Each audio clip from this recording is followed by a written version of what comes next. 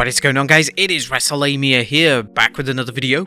Join us now as we look at the 5th December edition of Raw, as well as the wildest news stories and rumors you need to know, including Solo Sikoa pays tribute to Umaga, WWE Creative has nothing for a SmackDown star, a major surprise entrant in the Rumble, Alexa teases a return, SmackDown losing money for Fox, and much more. Be sure to subscribe and hit that notification bell for daily wrestling videos, and follow us on Facebook for exclusive lists. And be sure to check out our new channel, Wrestlelamia Shorts. Now, as always, we won't recap the matches, but just provide you with the good, the bad, and the downright ugly. As always, we start off with the good as number 1, a clever change of plans. And while the idea of Matt Riddle and Elias may have appealed to some fans as one of those oddball pairings that are somewhat like watching a train wreck, the WWE gave the fans a much better pairing by the Bloodline taking Elias out of the equation and Matt Riddle bringing in Kevin Owens to join him in his championship match against the Usos.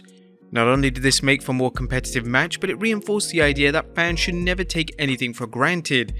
Here, a mismatch between Riddle and Elias versus the Usos instantly became a must-see match as fans wondered if the change of partners might give Riddle the advantage he needed to defeat Jay and Jimmy Uso. Number 2, Solo Sikoa pays tribute to Uncle Umaga. While Matt Riddle and Kevin Owens came up short in their bid for championship gold, fans did get to see Solo Sikoa deliver a post-match beating to Riddle that would have made anyone from the Anoa'i family proud for its sheer savagery. Not only did the Bloodline's enforcer lay Riddle out, but he also paid homage to his Uncle Umaga by delivering a Samoan spike and later the Samoan wrecking ball while Riddle had a chair wrapped around his head. Sikoa's late uncle died on December 4, 2009, but Solo seems set on making sure his legacy lasts forever. Number 3, Lashley spears P.T. Williams. Seth Rollins knows how to push opponents' buttons, and he did so with precision accuracy last night against Bobby Lashley.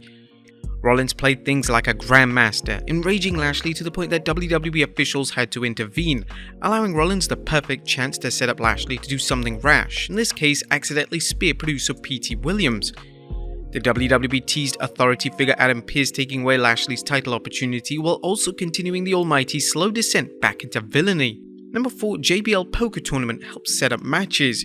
I count on JBL to salvage what looked like a comedy segment ready to crash on takeoff and turn it into a very clever way of setting up matches. On paper, the segment seemed like a waste of time, but JBL rose to the occasion, making them entertaining and using the tournament as a vehicle to set up 2 different matches and further Johnny Gargano's alliance with Dexter Lumis. Number 5, 2 titanic triple threat matches. A Raw Women's division is packed with talent, and last night the WWE wisely used 2 triple threat matches to tell the story of 6 superstars fighting for a Raw Women's Championship match, while also developing stories during the match. Both matches were solid, and explored Alexa Bliss's slow turn to Bray Wyatt's side, as well as what could be a white-hot feud between Bayley and Becky Lynch. And the forever is just the beginning.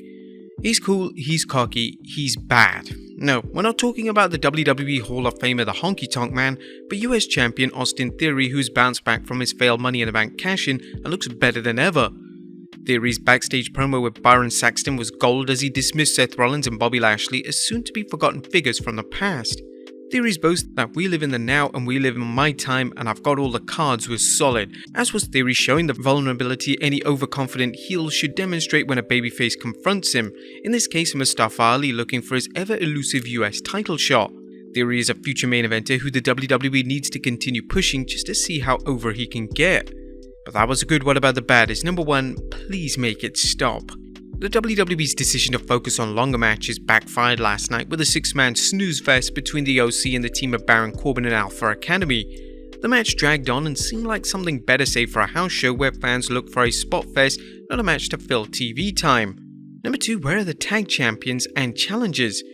Damage Control fans can count on seeing Bayley, Dakota Kai and Io Sky every week on Raw, but are the Women's Tag Team Championship reserved for SmackDown now? Last night's Raw was more about the singles scene, but why couldn't the WWE air a segment with a team calling out Kai and Sky, or brief match between 2 women's tag teams showing that there's more than one team in the women's division? Number 3, Bayley wins? Now we understand the WWE wanted to fuel the Bayley vs Becky Lynch throughout last night's triple threat matches, but it went about things the wrong way by having Bayley win her match. They wisely protected Rhea Ripley by having Asuka take the pin, but the WWE took the suspense out of next week's Bayley vs Alexa Bliss match because fans know Bayley isn't going to earn yet another women's title shot, and it spoiled what could have been a good match between Asuka and Alexa Bliss. Now, there was nothing downright ugly as Raw furthered plenty of storylines while also teasing future programs such as the Street Profits versus the Judgment Day and what's sure to be a magnificent match between Becky Lynch and Rhea Ripley. It's refreshing to see that Raw isn't going to be on autopilot just because the next PLE is over a month and a half away. What do you guys think of Raw last night? Let us know in the comments down below. Now let's move on to the news.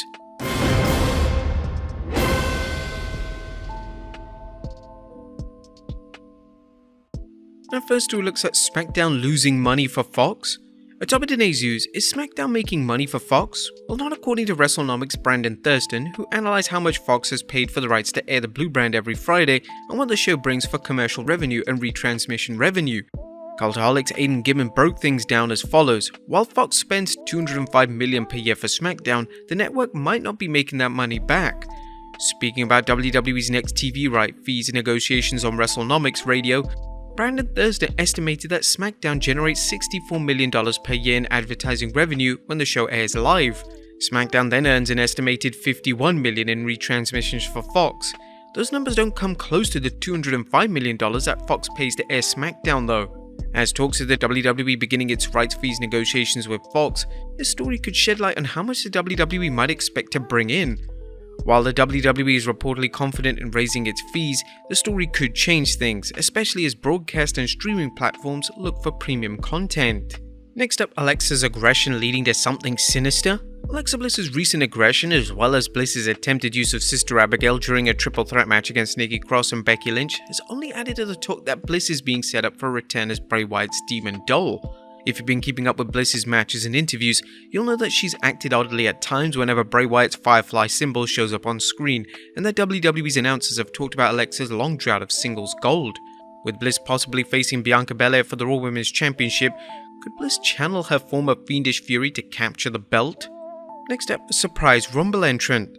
The Royal Rumble isn't too far off, and two-time WWE Hall of Famer Booker T says he's ready to rumble.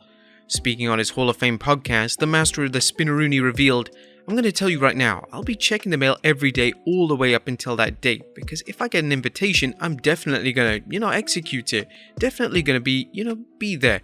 I'm going to be in the middle of that ring. I'm going to be prepared to be in the middle of that ring if that happens." But no, nobody's talked to me or anything like that about being in the Rumble. There again, I don't have any itch to scratch or anything like that, but hey man, I'm always down.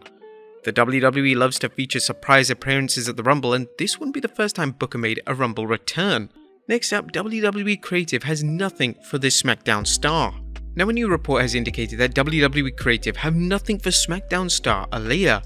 Dave Meltzer reports in the latest edition of the Wrestling Observer newsletter that the former Women's Tag Champion has recovered from her injury, yet WWE still have no creative plans for her comeback.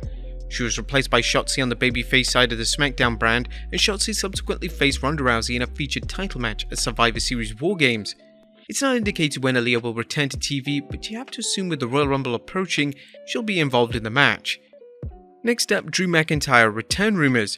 There's bad news for fans expected to watch Sheamus and Drew McIntyre battle Jey and Jimmy Uso for the Undisputed Tag Team Championship, as McIntyre tweeted fans that he's unable to compete as he's not medically cleared.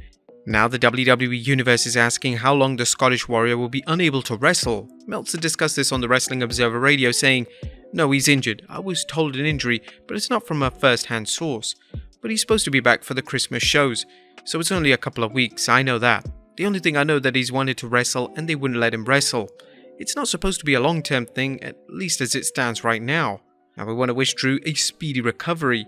And finally, The Rock as Undisputed Champion. And last but not least, it looks like the WWE found a way to slide in an Easter egg into a recent episode of The Young Rock. Cage-Side Seats pointed out how speculation about a possible WrestleMania 39 feud between Roman Reigns and The Rock was fueled by a scene set in the future on December 2nd episode of Young Rock, where fans spotted the Universal title in Dwayne Johnson's trophy case. Now, this isn't the first time the Dream Match has been teased on a program, which is likely going to get fans talking about Reigns vs. Rock even more. But there you have it, folks, our review of Raw, as well as the wildest news stories and rumors you need to know. Be sure to leave your comments down below. I'll see you next time with some more wrestling content.